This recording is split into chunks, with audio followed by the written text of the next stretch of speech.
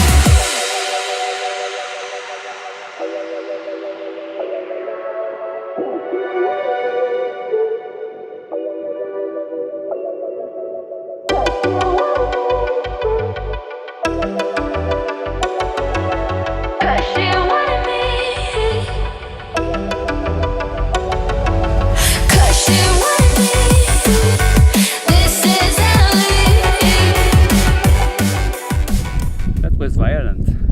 A little bit. Are you okay? Yeah, I'm good. My ears are full. How about you? Yeah. A handful of sand in my ears. At some point I had my thing at my face.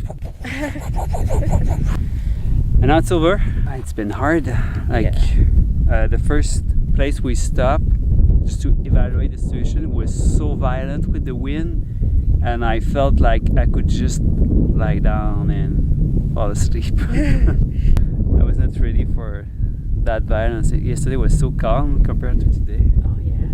We didn't know, because we couldn't hear it from the room. No. But as soon as we went out, yikes! So yeah, it was really different from yesterday. We got clouds on the moon before it set down, so that gave us a very dramatic look. It's 4:51. Oh yeah, because the sun is not up yet.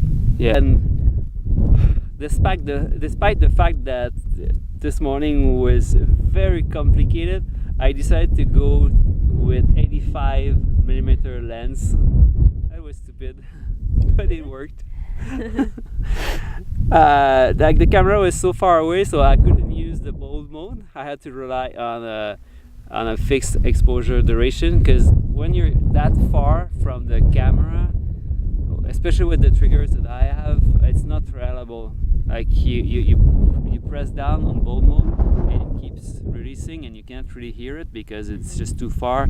So the trick is to do a longer exposure and to turn off the lights. This is what I did.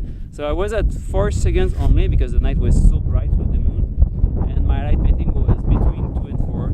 Sometimes I would just dive my way down, and then when I was down, like I had the sand in my face.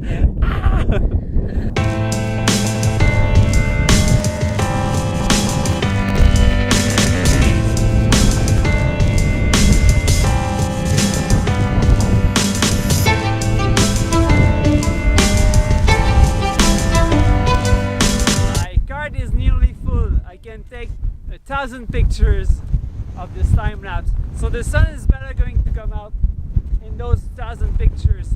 Shooting at 1 frame per second, I'm going to go to 2. Just